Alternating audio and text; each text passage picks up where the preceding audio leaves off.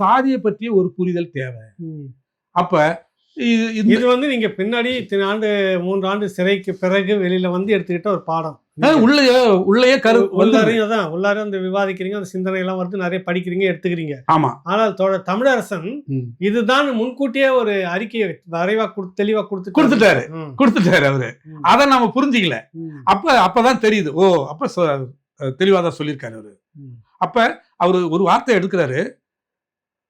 கொசுறு பிசுறு இன்றி ஈவி இரக்கமின்றி தாழ்த்தப்பட்ட மக்களின் விடுதலையை எடுக்கக்கூடிய முன்னணி சக்தி பாட்டாளி வர்க்க தலைமையிலான தாழ்த்தப்பட்டவர்களாகத்தான் இருக்க முடியுங்கிறார்.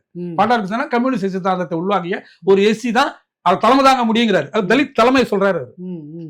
அந்த இடத்துல நான் வரேன். அப்ப இனி பாட்டாளி வர்க்கம் என்பது, தமிழ் தேசியம் என்பது எனக்கு வந்து நிறைய சிக்கலை உண்டு பண்ணுது. என்னன்னா, தமிழன் சொல்றான், ஓகே, நாகாலாந்து தமிழனுக்கு குரல் கொடுக்குறான், ஈழத்தமிழனுக்கு குரல் கொடுக்குறான், உள்ளூர் தமிழனை கொளுத்துறான். இவன் தமிழன், எப்படி இவனை தமிழன் ஏத்துக்கிறது? தமிழனுக்குள்ளாக இந்த பிரச்சனை இருக்குங்கிறது உள்ள அனுபவம். இங்க வந்து சாதிய கோட்பாடு சிக்கல் வந்து இருக்கு. அப்ப நம்ம சாதியா இருக்கிறோம். அப்ப சாதியை பார்த்துக்கிட்டு இங்க இருக்கிறான், இவனை எப்படி தமிழன்னு பாக்கறதா? அப்ப உதாரணத்துக்கு கீழவன்மணியில அங்க கொளுத்துறவன் வந்து கோபாலகிருஷ்ணன் நாயுடு தலைமையில சொல்லப்பட்டாலும் அவன் வந்து ஏழை தான் போய் கொளுத்துறான். நாயுடு போய் பண்ணையார் போய் கொளுத்துல இல்ல, அவர் சொல்லி அவர்கிட்ட இருக்கிற ஆட்கள் தானே போய் கொளுத்துறான். அப்ப இவனுக்கு என்ன உணர்வு இருக்கு? அப்ப சாதி உணர்வு மேலோங்கி இருக்கு, பாட்டாளி இருக்க சிந்தனை கிடையாது. அப்ப பாட்டாளி அப்ப ஊர்த்தூர் பாட்டாளி சேரி பாட்டாளி ரெண்டா பிரிஞ்சு கிடக்குறாங்கிற மனநிலை எனக்கு வருது. அப்ப இந்த என்ன பாட்டாளி சமூக தலைமை தாங்க முடியும், அதாவது நேர்மையா அப்படிங்கும்போது சேரி பாட்டாளியா தான் முடியும். அப்ப சேரியில இருந்துதான் புரட்சி துவங்கணும். சேரியில இருந்துதான் தமிழரசன் சொல்றாரு மீன் சுருட்டி அறிக்கையில அவரு இதை கொண்டுட்டு வராரு. அப்ப தமிழ் தேசிய விடுதலை என்பதே சேரியிலிருந்து துவக்கப்படணுங்கிறாரு.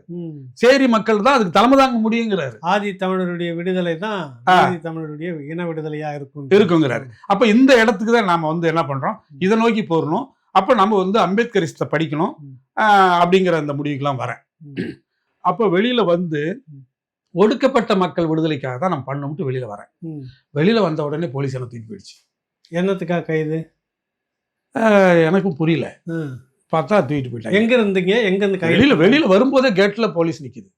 விடுதலைன்னு வெளியில வரும்போதே போலீஸ் நிக்குது. இங்க சென்னை இந்த இல்ல திருச்சி மத்திய சிறை. சரி, வெளியில வந்த உடனே அதே இந்த பழனிசாமி அடிச்சார்ல, அந்த இன்ஸ்பெக்டர் தான் நிக்கிறாங்க. வா ராஜா வா. தலைக்கு வந்தது தலைப்பாயோட போயிடுச்சு.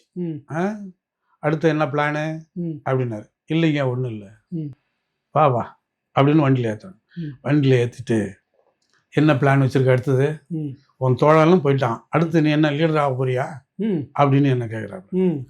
இல்லைங்க, அந்த போய் என் பிள்ளை குட்டி இருக்கு, எனக்கு அதை பார்க்கறதுக்கு எனக்கு இதாக இருக்கு. அப்படி இல்லை இல்லை இல்லை 11 1 நோட்டு நீ போட்டு எழுதி வச்சிருக்கேன்னா 11 1 நீ ஹிண்ட்ஸ் எடுத்து வச்சிருக்கேன்னா உள்ளார படிச்சுட்டு இருந்தது அவர் சொல்றாரு. வெளியில அவர் வந்து நான் எடுத்துட்டு வரேன், பிடிங்கிட்டாங்கல்ல. வெளியில வந்த பிற்பாடு தான் புடுங்குறாங்க. இவர் தான் அது செய்யறாரு. அப்ப பிடிங்கிட்டாங்க. போயிட்டு அவங்க ஆபீஸ், கியூ பிரான்ச் ஆபீஸ், அது அவரு சிபிசிஐடி ஆபீஸ் போய் வச்சுட்டு, இவ்வளவு படிச்சிருக்க நீ சும்மாவா இருப்ப அப்படின்ட்டு படிச்சது ஒரு குத்தமா. அப்புறம் ஒரு புத்தகத்தை எடுத்தா அதுல எழுதியிருந்தேன். அதுல ஒரு கவிதை எழுதியிருந்தேன். அதுல வந்து காடையர்கள் கண்ணி வைத்தான் தோழர்களை குறி வைத்தான் இருந்தேன். யாரா காடையர்னா? நான் பேசாம இருந்தேன். ஏன்னா காடையர்னா இவ்வளவுதான் சொல்றது அப்படின்னு அர்த்தம். அப்ப காடையர்கள் கண்ணி வைத்தான் தோழர்களை குறி வைத்தான். இங்க பொன்பரப்பில இறந்ததை பத்தி நான் எழுதியிருக்கேன். இது மாதிரி இவங்களை இப்படி பண்ணிட்டானோ அப்படின்னு கொடுமை பண்ணிட்டாங்க அப்படின்னு அதுல கவிதையா எழுதியிருந்தேன். சரி, அதை அப்படியே பாடுறா அப்படின்னு படிச்சு இப்படி பண்ணு. நீ சாதாரண ஆள் இல்லை, நீ என்ன வேணாலும் பண்ணு, நீ பண்ணுன்னா நாங்க துப்பாக்கி, நீ பண்ணுன்னா சொல்லுவேன், இவ்வளவுதான் அப்படின்னா. அப்புறம் அதுக்கு ஒரு பாட்டு 2 பேசிட்டு, சரி நீ என்ன திட்டத்தோட வச்சிருக்க, என்னென்ன பண்ணிருக்க, பிளான் என்ன? திருச்சியில இருந்து நேரம் எந்த ஸ்டேஷனுக்கு கொண்டு போறாங்க? நேரா சிபிசிஐடி. அங்கேயே திருச்சியில சிபிசிஐடினுடைய இது கொண்டு போறாங்க. அப்புறம் எல்லாத்தையும் விசாரிச்சுட்டு நீ என்னதான் பிளான்? இல்லை எனக்கு ஒன்றும் பிளான் இல்லை அப்படின்னு. சார் ரைட், நீ அமைப்பு நடத்தினா நான் ஆச்சு நீ ஆச்சு. நான் வந்து இனிமேலாம் நான் வந்து மன்னிப்புலாம் கிடையாது, இது மாதிரி அரெஸ்ட் பண்ணி உள்ள கொண்டு போறலாம் இல்லை, என்கவுண்டர் தான் அப்படின்னு சொல்லிடுறாங்க. அப்புறம் அதுக்கு ஒருபாடு சரிங்க சார், நான் இனிமேல் தப்பு பண்ணா நீங்க என்னாலும் பண்ணிக்கங்க அப்படின்னு நான் சொல்லிட்டு நான் சொல்றேன். அவரு அங்க சொல்றது அந்த பழனிசாமி தான். அதே பழனிசாமி. ஆமா. அப்புறம் அது சிபிசிஐடில இருக்கிறாரு. சிபிசிஐடில தான் இருக்காரு. அப்புறம் அதுக்கு பிற்பாடு இன்ஸ்பெக்டரா தான் இருக்காரு. அதுக்கு பிற்பாடு என்னை கொண்டு போய் கியூ பிராஞ்சில் விடுறாங்க. ம். கியூ பிரான்ச்சு டிஎஸ்பி என்ன சொல்றாரு, எங்களுக்கு தேவையே இல்லைங்கிறாரு. 3 நாள் இப்படி ஆவாட்டுறாங்க. விடுதலைக்கு பிறகு 3 நாள் 3 நாள். ஆமா. அவரு அது என்ன அதுக்கு என்ன காரணம்னா, நான் உள்ள இருந்து வந்து வெளியில இருக்கக்கூடிய எங்க ஜூனியர் டீம் ஒன்று இயங்குது. அவங்க சில பேர் என்னை வந்து மனு போட்டு பார்த்தாங்க. குறிப்பா இந்த முத்தாண்டிக்குப்பம் காவல் நிலையத்தை தாக்கிறதுக்கு போன லெனின், அவர் நேரடியாக வரல, அவருடைய அனுப்பப்பட்ட 2-3 பேர் வந்து என்னை பார்த்தாங்க. இவரு சுபா இளவரசன், அந்த டீம், இந்த டீம் எங்களுக்கு ஜூனியர் டீம், அடுத்த டீம், இந்த டீம்ல இருக்கக்கூடிய லெனின், இவர் தான் லீடர். அப்ப அந்த லெனின் வந்து அவருடைய கிளாஸ்மேட்லாம் சில பேர் வெண்டெடுத்து இருந்தார். அவங்க என்ன மனுலாம் போட்டு பார்த்தாங்க. அவங்கள்ட்ட சில விஷயம்லாம் பேசிட்டு இருந்தேன். அது அவங்க உளறி அது மூலமா தான் தூக்கிட்டு போயிட்டாங்க. அப்ப நீ பெரிய திட்டத்தோட தான் இருக்க போயிருக்க அப்படின்னு சொல்லிட்டு. இல்ல அப்ப வந்து கியூ பிரான்ச்சுக்கு டிஎஸ்பி அந்த யாரு துக்கையாண்டிங்களா? இல்ல அப்ப துக்கையாண்டி இல்ல, அவர் சிபிசிஐல தான் இருந்தாரு. அவரு வந்து வேற ஒரு டைம்ல என்ன அழைச்சிட்டு போய் விசாரிச்சாரு. அதுக்கு பிற்பாடு வெளியே வந்து அப்ப வேற ஒரு சம்பவம் நடந்து அந்த இதுல வந்து நமக்கு சம்பந்தம் வரும்போது என்ன இதே இந்த பழனிசாமி தூக்கிட்டு போயிட்டாங்க. தூக்கிட்டு போய் அப்ப கேட்கும்போது துர்க்கையாண்டி வந்து நான் தெளிவா சொல்லிட்டேன் துர்க்கையாண்டிட்ட, ஐயா நான் முன்ன சிந்தனை இல்லை, நான் இன்னும் மார்க்சியல் எண்ணெயை மட்டும்தான், இப்ப நான் மார்க்சியத்தை ஒரு இதா எடுத்துக்கிறேன், இந்த மண்ணுக்கு மார்க்சியம் பொருந்தாதுன்னு பாக்குறேன். இங்க வந்து அம்பேத்கரிசம் தான், நான் இப்போ ஒரு அம்பேத்கரிஸ்ட், நான் மார்க்சிஸ்ட் மட்டும் இல்லை, நான் வந்து அம்பேத்கர் சிந்தனை, ஒடுக்கப்பட்ட மக்களுடைய விடுதலைக்காக நான் வந்து உயிர் போனாலும் பரவாயில்ல அப்படிங்கிற நிலைக்கு நான் இப்ப வந்துட்டேன். ஆனா நான் இங்க இருந்து தான் துவங்குறேன். நான் தான் ப்ரொலெட்டேரியட் பீப்புள், பாட்டாளி வர்க்கம் நான் தான், இந்த மக்களுக்கு நான் தான் தலைமை தாங்கி நடத்தணும். என்னால என்னுடைய விடுதலை இருந்து தான் அனைத்து விடுதலையும் நான் யோசிப்பேன். எனவே நான் பட்டியல் சமுதாயத்தினுடைய நலனுக்காக அவங்களுக்காக குரல் கொடுக்கக்கூடிய ஒரு நபர் நான். ஆனா நான் இன்னும் அமைப்பு கட்டல, இப்பதான் அதுக்கான முயற்சி எடுத்துட்டு இருக்கேன். அதுக்குள்ள இவரை வந்து என்ன வந்து அப்படி இப்படின்னு தூக்கிட்டு வர்றாரு, நான் சம்பந்தம் இல்லை. நீங்க பின்னாடி இன்னொரு டைம்ல இடத்துல வாங்க, இந்த 3 நாள் வாசல்ல இருந்து உங்களை பிடிச்சி போய் வச்சிருந்தாங்க. முதல்ல சிபிசிஐடி, அப்புறமா கியூ பிரான்ச் கொண்டு போறாங்க. கியூ பிரான்ச் டிஎஸ்பி அவர் என்ன பண்றாரு, இவர் எதுக்கு இங்க வந்தாரு அப்படின்னாரு. ஐயா சிபிசிஐடி தான் கொண்டு வந்து என்ன விட்டுருக்காங்க அப்படின்னா. இல்ல எங்களுக்கு ஒன்றும் அவசியம் இல்லை நீங்க அப்படின்னாரு. எந்த வழக்கு இப்பதானே விடுதலை வந்திருக்கீங்க, ஏன் எந்த அப்படின்னு திரும்ப கொண்டு வந்து சிபிசிஐடி வராங்க. அவங்க ஆபீஸ்ல அப்புறம் திரும்ப சிபிஐடி திரும்ப கியூ பிரான்ச் கொண்டு போய் விடுறாங்க.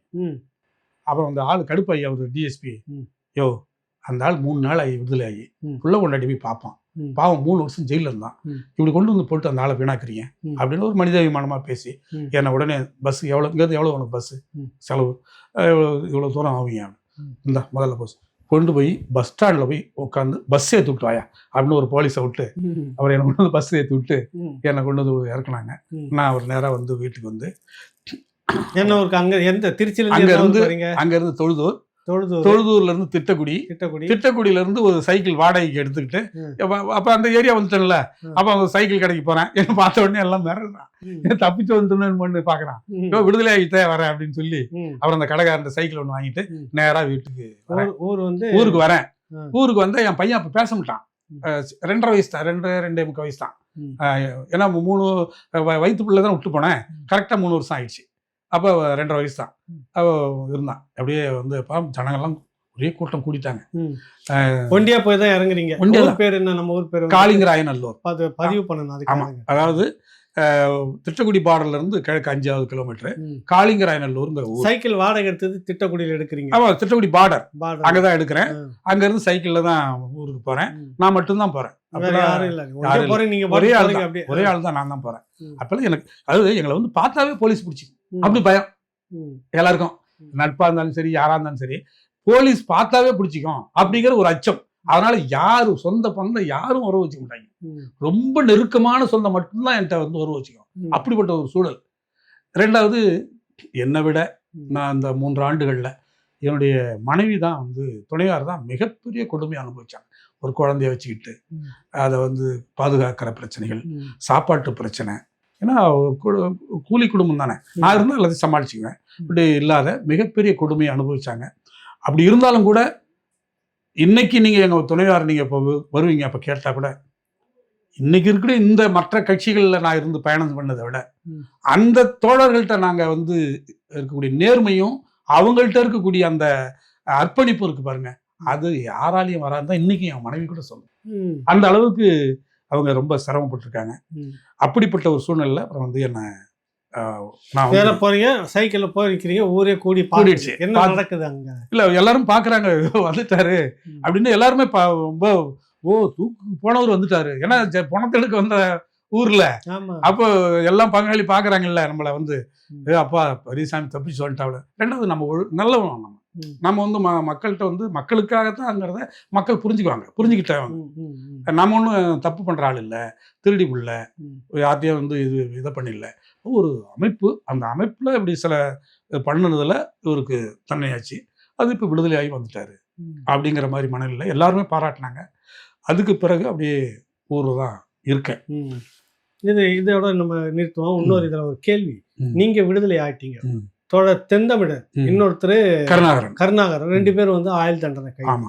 இல்ல தென்தமிழன் தோழர் வந்து கடைசி கட்ட வரைக்கும் வந்துட்டு மூளை செயலற்று குழந்தை மாதிரி அவருக்கு என்ன நடக்குன்னு அவருக்கே தெரியாதுன்ற நிலையில கூட இருந்தார். சரிங்களா? உண்மை. அந்த காலகட்டத்துல கூட இறக்கப்பட்டு விடுதலை செய்யல எந்த அரசும் இல்ல. அது அதிமுக அரசு இல்ல திமுக அரசும். ஆமா. பலரும் பல சமூக அமைப்புகளும் நிறைய பேர் வந்து கோரிக்கைலாம் வச்சிருந்தாங்க தோழர் தென்தமிழன். ஏன்னா அவரால் சக மனிதரை போல பேச முடியாது, செயல்பட முடியாது. மூளையுடைய செயலிழந்து போயிட்டு குழந்தை அவருக்கு பசி நீங்க ஊட்டி தான் விடணும் அப்படின்ற மாதிரி தான் நிலை அப்படின்ற சூழ்நிலை இருந்தது. சரிதானுங்களா? ஆமா. அவரு ஆனா சாப்பிடுவாரு. ஏன்னா நான் அவர் கூட இருந்தேன்ல, அந்த மூளை செயலிழந்த பிற்பாடு நான் இருந்தேன் உள்ள சிறைக்குள்ள. நானே இருந்தேன், சிறையில இருந்தேன். அவரை நான் பார்த்துக்கிட்டேன்ல, அதனால அது எனக்கு தெரியும். எப்படின்னா அது 2வது வழக்கு. நான் சொன்னல இப்ப தூக்கு தண்டனை போய் வந்தாச்சு. 2வது வழக்குல போனப்ப அங்க இருக்காரு அவரு. எத்தனை வருஷம் கழிச்சு 2வது வழக்குல போறீங்க நீங்க? அதாவது 2வது வழக்குல இல்ல, 2வது வழக்குல உள்ள போய் வந்ததுல அப்பெல்லாம் அவர் வந்து இருக்காரு. திரும்ப அந்த வழக்கு, அதாவது வந்து தடா வழக்குன்னு சொல்றது, அதுதான் தனியா சப்ஜெக்ட் வச்சுக்கலாங்கிறதுக்காக நான் இது பண்ணேன். அதாவது வந்து 90ல வெளியே வந்தாச்சு. 91, 92, 93 வரைக்கும் 3 வருஷம் வெளியில இருக்கேன். திரும்ப 94ல என்னை தடாவில் அரெஸ்ட் பண்ணிடுறாங்க. 94 ஜனவரி அரெஸ்ட் பண்ணிடுறாங்க. 94, 95 2 ஆண்டு உள்ள இருக்கேன். அந்த 2 ஆண்டுல வந்து கோயம்புத்தூர்ல 1.5 ஆண்டு, திரும்ப திருச்சியில வந்து 6 மாசம். இந்த 2 ஆண்டு அப்ப இருக்கேன். அப்ப வந்து அவர் விடுதலை ஆகல. தென்தமிழ் அங்கதான் இருக்காரு. அப்பெல்லாம் அவர் மூளை செலவு இதெல்லாம் ஆகல. திரும்ப நான் வந்து திரும்ப 96ல விடுதலை ஆயிடுறேன். ஜெயில் இதுல தான் வரேன், ஜாமீன்ல வந்துடுறேன். அதாவது தடா வழக்கு ஜாமீன் தனியாக நம்ம பேசுவோம். ஆமா. இந்த தோழர் வந்து எனக்கு கிடைச்ச தகவல், தோழர் தென்தமிழன் கடைசி கட்டம்லாம் செயலற்று போனவராகவே இருந்திருந்தார். கரெக்டுங்களா? உண்மை. முழுக்க உண்மை. நீங்க இருக்கிறப்ப கொஞ்சம் இருந்துட்டு இருந்தாரு. அது பிற்பாடு அவருக்கு செயலிழந்தது. யாருன்றது என்னன்னு தெரியாது. என்னையே தெரியல, யாருமே தெரியாது அவருக்கு அப்படின்னு நிலையில தான் இருந்தது. ஆனாலும் அவர் சிறைக்குள்ளாரே தான் வச்சுக்கிட்டு இருந்தது. அந்த காலகட்டத்தில் உங்களுடைய நிலைப்பாடு எப்படி இருந்தது? போய் பார்த்தீங்களா, பேசுனீங்களா, அவருடைய விடுதலைக்கு எதனா ஏற்பாடு எடுத்தீங்களா? இல்ல, அதுக்கு பிற்பாடு எப்படின்னா, நான் வந்து அந்த சிறைக்கு நான் போறதுக்கு முன்னாடி அவங்க ஃபேமிலியோட தொடர்பு வச்சிருந்தோம். அவங்க வந்து போய் பார்த்துக்கிட்டு இருந்தாங்க. இடையில தோழர் வந்து என்ன பண்ணாரு, அப்ஸ்காண்டிங் ஆயிட்டார். பரோல்ல 8 வருஷத்துக்கு பிற்பாடு அவர் பரோல் வந்தார். பரோல் வந்ததுக்கு பிற்பாடு அவர் தலைமறை ஆயிட்டார். அதனாலதான் அந்த அது இன்னொரு வழக்கு ஆயிடுச்சு அவரு. அதனால அவர் 5 ஆண்டுகள் அவர் சிறைக்கு போல தலைமறைவா இருந்தார். அதுக்கு பிற்பாடு போலீஸே அவரை திரும்ப வந்து அவர் திரும்ப ஒரு மூவ்மெண்ட் பண்றாரு. அப்ப திரும்ப போலீஸ் அவரை அரெஸ்ட் பண்ணி உள்ள வச்சிருது. அதுக்கு பிற்பாடுதான் அவரு அப்ப அதனால நான் அவர்கிட்ட தொடர்பு வச்சுக்க முடியாத ஒரு சூழல் ஆகிடுச்சு. ஏன்னா அவரு வேற ஒரு அமைப்பு, தலைமறைவு வாழ்க்கை, அப்புறம் அதோட தொடர்புன்னா அப்புறம் நம்மள போயிடுச்சு. அப்ப அந்த தொடர்பு இல்ல. திரும்ப சிறைக்குள்ள போறாரு. திரும்ப வந்து திரும்ப உள்ள போறாரு. உள்ள போய் உடனே பாதிக்கல, கொஞ்சம் நாள் கழிச்சு அவர் மனநிலை பாதிச்சிருச்சு. அது எப்படி பாதிச்சது, ஏன் பாதிச்சுன்னு தெரியாது. ஆனா அவர் என்ன பண்ணா, நிறைய பாத்தீங்கன்னா நான் வந்து இந்த தடா வழக்குல போறேன், அரெஸ்ட் ஆகிறேன். எப்படின்னா 94 அரெஸ்ட், 94, 95 2 ஆண்டுகள் உள்ள இருக்கேன். திரும்ப ஜாமீன்ல வந்துடுறேன். வந்துட்டு 2011ல 12 எனக்கு வந்து தண்டனை ஆயிடுது. இது தடா வழக்கு. அப்ப நான் திரும்பவும் உள்ள போறேன். என்ன தண்டனை? தடா வழக்குல 5 ஆண்டு சிறை தண்டனை. அது 2வது வழக்கு. அதுவும் இதே மாதிரி அரியலூர் மாதிரியே அது திருச்சி பக்கம் டால்மியாபுரம் பக்கம் முதுவத்தூர் ஓடைன்னு பேரு. அந்த ஓடையில நடந்த ஒரு வெடிகுண்டு சம்பவம். அதுல வந்து திரும்ப என்ன தடாவில் அரெஸ்ட் பண்றாங்க. அதுல நான் ஒரு உள்ள போறேன். அதுலதான் வந்து என்ன தண்டனை ஆகுது. அதுல திரும்பவும் வந்து உள்ள போறேன். எங்க 2012ல. இப்ப 2012 2013 வரைக்கும் உள்ள இருக்கேன். அப்பதான் தோழரை பாக்குறேன். மனநிலை பாதிக்கப்பட்டு அவரு சாப்பிட்றதா அவரே ஏதாவது சாப்பிடுவாரு, கரெக்டா போவாரு, பாத்ரூம் போவாரு, குளிப்பாரு, அப்படியே வருவாரு. யார்கிட்டயும் எதுவும் பேச மாட்டாரு. என்னன்னு தெரியாது. ஒரே இது பேப்பர் பாப்பாரு, கட் பண்ணுவாரு. முதல்ல ஆரம்பத்துல என்ன ஹிண்ட்ஸோ அதை மட்டும் கட் பண்ணி வச்சாரு. அப்புறம் மனநிலை பாதிக்கப்பட்டு எந்த இதாலும் அப்படி அப்படியே கட் பண்ணிக்கிட்டே இருப்பாரு. அப்போ ஒரு தடவை ஜெயிலர் என்னை பார்த்து பேசினார்.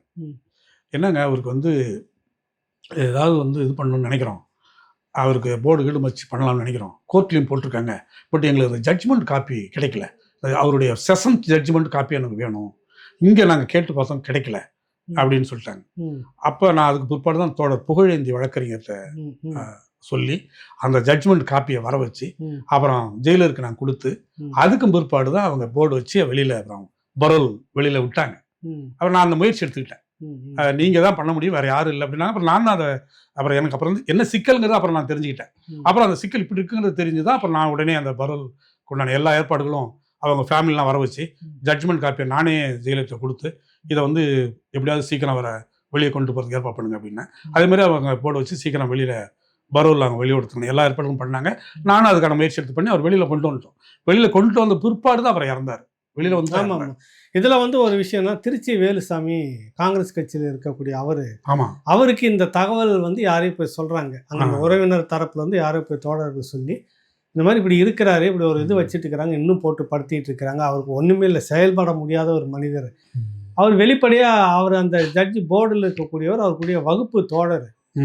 வெளிப்படையாக இப்போ அவர்கிட்ட அந்த கோரிக்கையை வச்சு இதுக்கு மேலே அவர் இருந்தும் புண்ணியம் இல்லை, இல்லாதவும் புண்ணியம் இல்லை, ஒரு குழந்தை நிலை சிறைத்துறையே வச்சுக்க கஷ்டப்பட்டுக்கிட்டு இருக்குது, அவரை விடுதலை பண்ணுறதுல என்ன இருக்குது, இந்தப்பா அரசு முடிவு தான் அப்படின்றாங்க.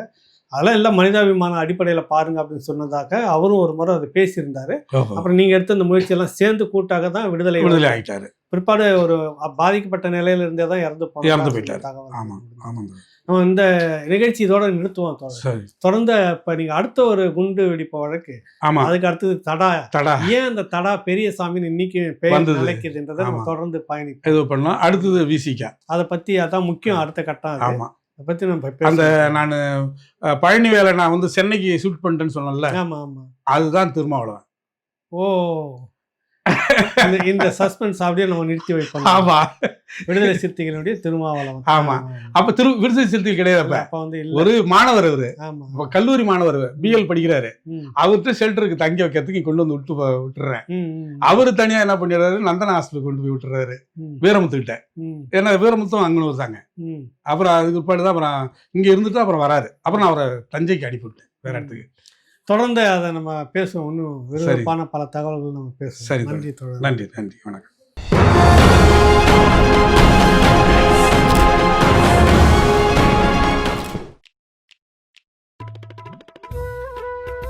சார் ரெடினா சொல்லுங்க சார், ரோலிங் போயிடலாம். போலாமா சார்? ரெடி. ரோலிங்.